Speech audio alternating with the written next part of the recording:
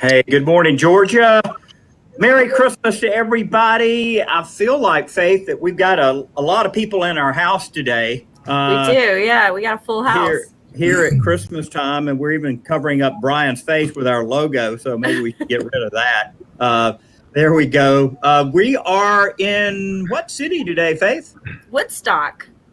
Oh, wow. Woodstock. They got a dwarf house up there. Don't you have a dwarf house? I mean, I grew up on the south side. We had the original dwarf house, but I love those Chick-fil-A dwarf house restaurants. They may be phasing them out, but anyway, it's great to have a good crew today. We've got a focus on human trafficking, as always, with Dr. Jay and Brian from Mission Acts International. Welcome to Community Focus, guys. Thank you. Thank you for your work. We got Russ Seifert, who has a very cool couple of solar projects to tell us about. He's a Woodstock guy, and he's very proud of his hometown. Russ, welcome. Welcome. Thank you. We've got Pastor Doug Whitney from First Baptist Woodstock. I've been to your church a number of times to hear Johnny Hunt. Is he still hanging around up there, Doug? He's around a little bit. A couple times here, he's preaches here. Yep. Yeah. What a story about his wild upbringing in a pool hall, and just an incredible story. Native American heritage. Incredible guy. Welcome. Thank you. And let's drop everybody to the green room except for city manager of Woodstock, Jeff Moon. Jeff, I live on the northeast in Houston. You've heard of Houston, Braselton area. I've never really ever lived on the northwest side of town, but Woodstock is just one of those great family communities, isn't it? Yes, sir. Thank you. That's our focus. We try and focus on everybody says live, work, and play, but we really try to live it here and focus on the family, something for all ages. Tell me about companies that are interested in Woodstock. What are you hearing? What are some of the big companies that you have there now? Well, there's a number of them. Kirk Rudy, which you'll be talking about later, is one of the oldest and first manufacturing companies in our city. We've seen a lot over the last 4 or 5 years pre-pandemic, some more offices moving into the area. And in South Cherokee County, where we're located, we've seen a lot of distribution facilities added and manufacturing through our partnership with the County Economic Development Office. I know that there's a lot of communities that are working on trails or splash pads and parks, bringing people back to the city center. Does Woodstock have a lot that they're working on in this area? Yes, sir. We have our Green Prince Trail Plan, which is a 20-year, 40-mile trail plan. We've built about 15 miles of those trails now. In our core downtown, we just recently built a new downtown kids playground in our downtown. And we actually, a few years ago, tore down our old City Hall building, and we built an amphitheater in our downtown that seats between around 6,000 people. Nice. Wow. Faith, have you gone to any of these cities with little concerts? Have you seen any of those little amphitheaters or greens? A lot of cities are doing that. Our youth group actually took a bunch of kids to Sugar Hill, where your daughter lives, to their little amphitheater. And I attended an event, I think, at Woodstock First Baptist back when I was in college. And that's quite a facility that they have with crazy seating capabilities. Yeah, Jeff, and I'll talk to the pastor in a bit about this, but Woodstock even has a church in Panama City. Johnny Hunt has had an impact on the Strip in Panama City. So your influence goes far and wide. Well, Pastor Hunt's motto was to reach out not just to the nations, but also here at home as well. And so they've, Doug can tell you the numbers better than I have, but they have something like 70 church plants across the country. And then there's 4 or 5 campuses now that are affiliated with First Baptist, and Panama City is one of them. Hey, Jeff, just our final question here with our busy day today. What are some of the things you're most excited about in Woodstock these days? Great question. We really focus on quality of life. When I was in grad school, it was location is what they taught us. I think it's more quality of life now. So between our schools, our trails, our events at the amphitheater and other facilities we have in our downtown, our parks program, public safety, being a safe community, we really take a holistic approach of trying to build a community that people can live in for generations. Bringing Pastor Doug Whitney, community pastor at First Baptist Woodstock, into the conversation. I mean, who hasn't heard of First Baptist Woodstock, Doug? It's one of the most well-known churches in Metro Atlanta. I rival it with First Baptist Atlanta, First Presbyterian on Peachtree. I mean, you guys have been around and you've continued to grow. Yeah, I mean, we've been blessed for sure. I've been here my whole life. So I was part of this church when I was 5 years old. So I've seen it grow and seen it change. I think the point of that is the people that make up the church is what's made it so special all these years, and the impact and the involvement they have in the community for sure. So, yeah. You heard what Jeff said about the impact of First Woodstock. My son is in the Coast Guard in Panama City. And, when we're driving down 98, we see that church down there that you're pastor emeritus really had a lot to do with, right? Yeah, absolutely. Yeah. A few years ago, probably 5 or 8 years ago, we kind of went into this revitalization kind of process, and a few churches contacted our church, and there was a few members left that they didn't want to see the church shut down. So they asked us to come and help them, join with them, partner with them, and kind of revitalize the church and put some funds into it, put some leadership in there. And so that we've seen great results of that several times. Wow. Tell me about the Meals for Woodstock that you guys are involved with. Yeah, but right when the pandemic kind of hit, there's a Chef Michael in downtown Woodstock, has Vincenzo's Italian restaurant, owns a restaurant down there. And he was closed down a couple of days a week. And he knew a lot of people in the community needed some help feeding their families. And so he had an idea to use his kitchen, use his staff, and provide meals. So he contacted the chaplain of Woodstock Police Department, Ron Anspall, talked about it. Ron contacted me. We got with Jeff and other people in the city, and we partnered with 4 of the churches, because I'm real big about collaboration in the community. It's not just our church, it's the church working in the community together. So we have about 4 churches that have been partnering, and we've been serving meals for about 18 months now. August of last year, we've been doing every other Tuesday. So I just did the numbers. We've given out about 10,000 meals. We average between 250 to 300 meals every other Tuesday. Yeah. Jeff, I have seen a change over the last 10 years in how cities have looked at churches. I think back, before 2000, even in the between 2000 and 2010, cities, churches kind of did their own thing and supported what they wanted to support. And then I saw this change, and churches like 12 Stone, First Baptist Woodstock, North Point, these churches started identifying needs in the community and then reaching out to people like you and others and saying, how can we help? And then they were investing in that. I mean, you know what I'm talking about, Jeff? Yes, sir, absolutely. I know in a lot of places, it's not cool for the local government to partner with the churches because of separation of church and state.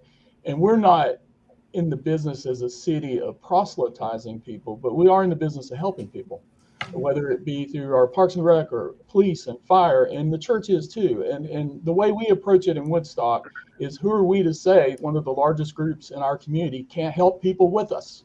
We can do more together than we can separately. And so we embrace the churches and the faith community here and working with them. And this is just one example of partnership that we have with a local church, and it's really worked well. And we have no plans to change that. We have no plans to not do anything but continue working with the faith community for the betterment of our citizens. Doug, you know what same question to you. You've been there a while. You went to KSU, graduated in that inaugural class, and so you've had 20 plus years to see this. You know what I'm talking about here? This change in how churches are working with communities. Yeah, I've seen, and also the number of churches in Woodstock has grown substantially for sure because the population grows, and so I think as we have more churches here, and we have a city manager, mayors, council that embrace that partnership with churches and the government, I think it's only going to grow. For Mills for Woodstock, an example, we had AME Allen Temple Church, we have Vita City Church, which is a Hispanic church, Mount Olive Baptist, the Way Methodist Church, a couple other churches that we've got involved, and a brand new church in the community. He jumped in. He hasn't started a meeting yet as a church, but he's in the community and he started helping us too with the Mills for Woodstock. So it's a great picture of the church coming together to serve people in need, not worrying about our differences necessarily, but we're coming together for a common need. And Jeff's been a great influence in that process. And it's great to live in a city that we can do that we can eat, hang out, serve with each other, and then see each other in common days. So it's a great picture of how needs can be met by everybody coming together. And Doug, these are hot meals, right? This is not like just a sandwich bag lunch. Yeah, no, that's the thing. Yeah, chef, he cooks it in the kitchen. So this is good hot cooked meals, fresh cooked meals. And actually the crazy thing is he has 4 to 5 people that have been coming to his restaurant for years, and they saw the sign, saw what we're doing, and they come every other Tuesday at 11 a.m. and help them cook the meals. That's awesome. So yeah, it's a big volunteer effort. So it's awesome. Yeah. Last question, Doug. Where's FBC Woodstock going in the future? I think we're our new pastor, Jeremy Morton. He's 2.5 years, and he came year before the pandemic hit. So he's had a great transition into being pastor of Woodstock. And I think we're going further and further into the community. I think we're going to be open more to the community than we ever have been. We've done a lot over the years, but I think that's going to be the key for us, because I think the numbers, and Jeff knows better the numbers than I do, but in the next 10, 20 years, a 250,000 people are moving in this community area of Cherokee County. And so there's a lot of people to help, a lot of people to serve. And so that's what we have our eyes on, is helping new people coming in the community, and those that have been here for 60 years as well. Well, Doug, you're our good citizen today. Thank you for all the great work you're doing. Jeff, thank you for being on with us today. Happy to do so. Thanks. Faith, we're going to just transition now to our focus on fighting human trafficking. So let's introduce everyone to Dr. J and to Brian Page. Yeah, absolutely. So Dr. J and Brian work with Mission Acts International. And Brian's going to give us just a quick overview on what Mission Acts International is and what you guys do. Good morning, Faith, and good morning, Commissioner Eccles. Definitely thank you for your time here. I'm Brian Page. I'm co-founder and senior executive strategist at Mission Acts. We are a nonprofit missional fellowship and partnering organization. Now, since 2014, we've been committed to bringing awareness and resources to marginalized communities, which include victims and survivors of abuse, and the kind of abuse that often results in PTSD and trauma. Now, regarding human trafficking, one of our core affiliations is with the National Center on Sexual Exploitation. That's also known as NCOSE. Now, they serve as a champion both nationally and internationally in fighting to end exploitation. NCOSE has been a powerful ally throughout the years, both in the areas of advocacy and helping to create legislative change to protect victims and survivors of human trafficking, both in the U.S. and also internationally. Now, we at Mission Acts are working both locally and statewide to offer similar advocacy and impact, as well as offering professional counseling from our network of licensed individuals, both remotely and face-to-face. We've got self-pay options and insurance options as well. And anyone interested in scheduling can do so at www.missionacts.com. And we've got that scrolling along the bottom as well. Dr. J, I wanted to ask about kind of your history and how you got involved in this world. Sure. I am Dr. J. I'm the CEO of Mission Acts International. I am a survivor leader of sexual and domestic violence, and that resulted in human trafficking by way of labor trafficking and forced marriage. Personally, I'd suffered a great deal of like grief and loss that caused vulnerability that an exploiter is often looking for.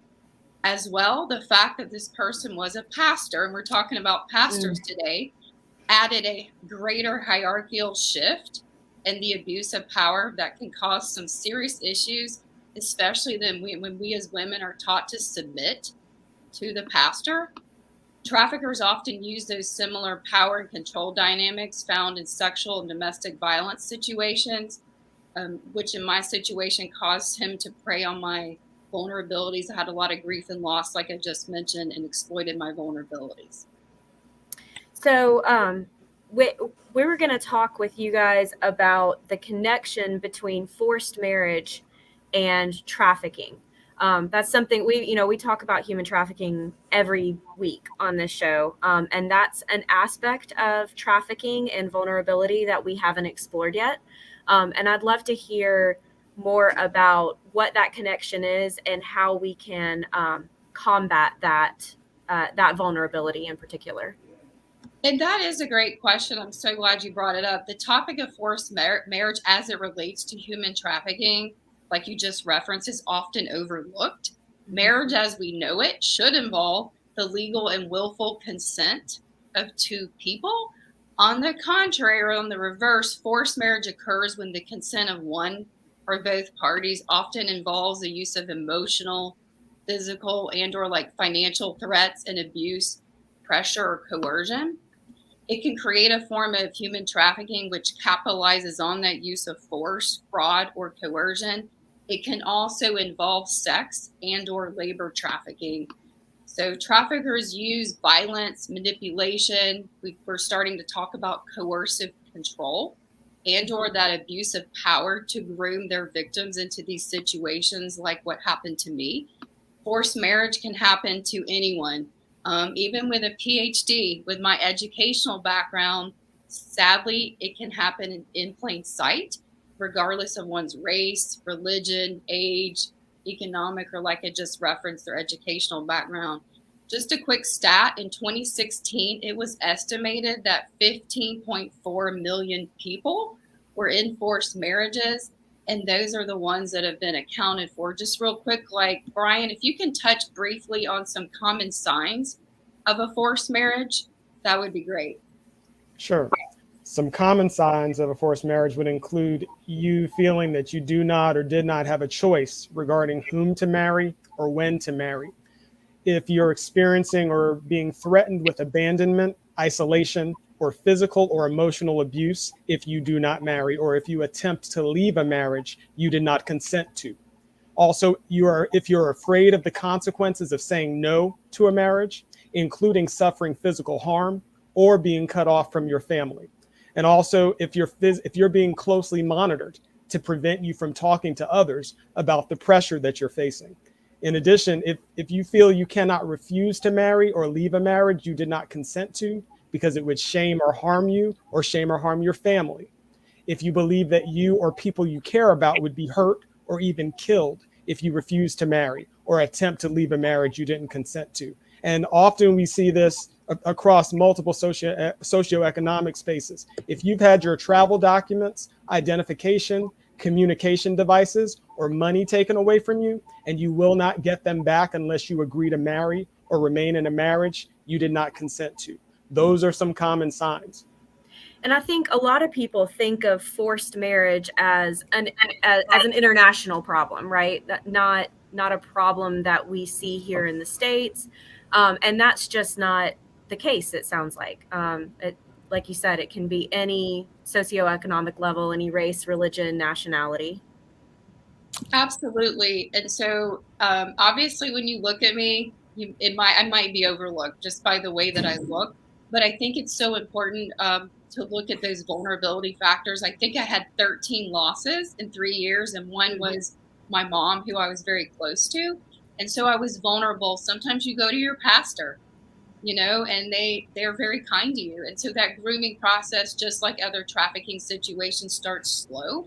And oftentimes it can start, for example, with my situation, which was a rape, a sexual violence. And then it became progressively worse. It turned into domestic violence and forced marriage. So by the grace of God, I'm out.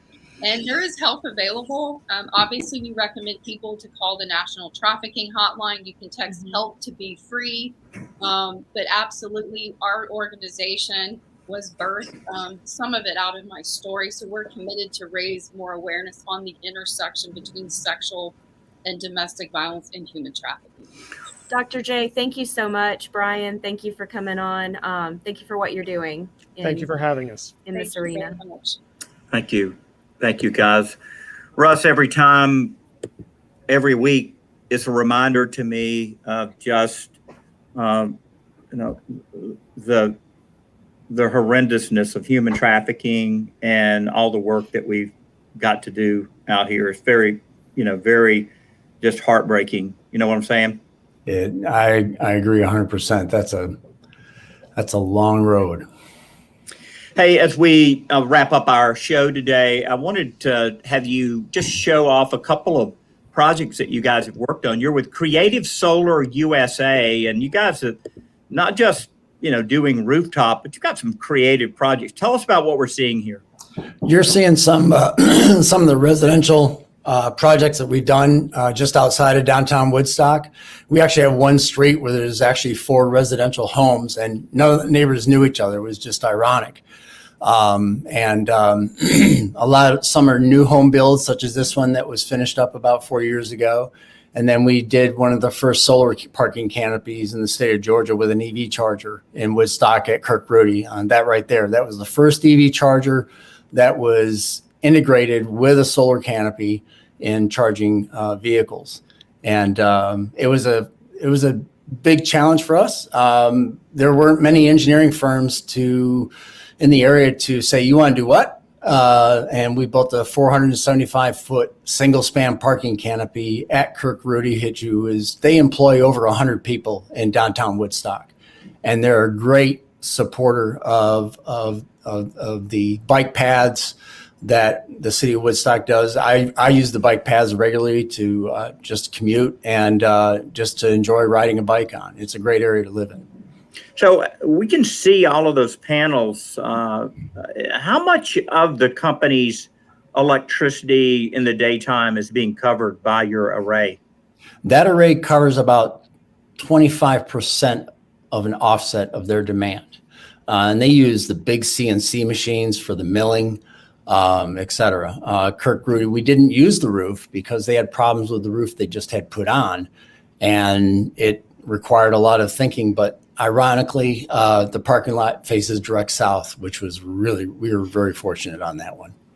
I saw an array like this in Golden, Colorado at the National Renewable Energy Lab. Mm-hmm. They had, I guess one of the first ones. It didn't have this many panels on it. This may be the largest east of the Mississippi River with a parking canopy. Have you looked to see where this fits in? At the time, it was the largest single span canopy. I think it's still there as far as the single spanning of a canopy, but there are many other arrays that are equivalent to 4 times that size of a megawatt. There's even one down by the stadium for the bus station. That's approximately a megawatt that was built there. How can folks find out about Creative Solar USA? Well, they can look us up on Facebook, Twitter, LinkedIn, or they can go to our website, creativesolarusa.com, and they can look us up and see all the various projects that we've done. We've been a native of Woodstock for 30 years now, and we've enjoyed that area very, very much. Well, I want to thank everyone for joining us today. Russ, Merry Christmas to you, and thanks for all the great work you're doing out there in the renewable energy space. Thank you. Dr. J and Brian, thank you for your work in this area of human trafficking, and God bless you as you continue to try to serve and help others. Thank you. God bless you as well. Thank you. And Jeff, give the new Mayor Michael Caldwell, my best, and I will. out. I need to get out to Woodstock and stop in there. You got a meat and three, a meat and two. Maybe that chef curated stuff I need to try out there. We do. We can accomplish either, and we'll make Michael pay for it. So I love it. All right. Well, Merry Christmas, everyone. Faith, we're going to be gone until the new year, right? Yep, we're on a break until our new year. Our first show of the new year will be January 6th. So y'all join us back again after the holidays. All right. Everybody, thanks so much for being on today. God bless you. thank you. Bye-bye. Thank you.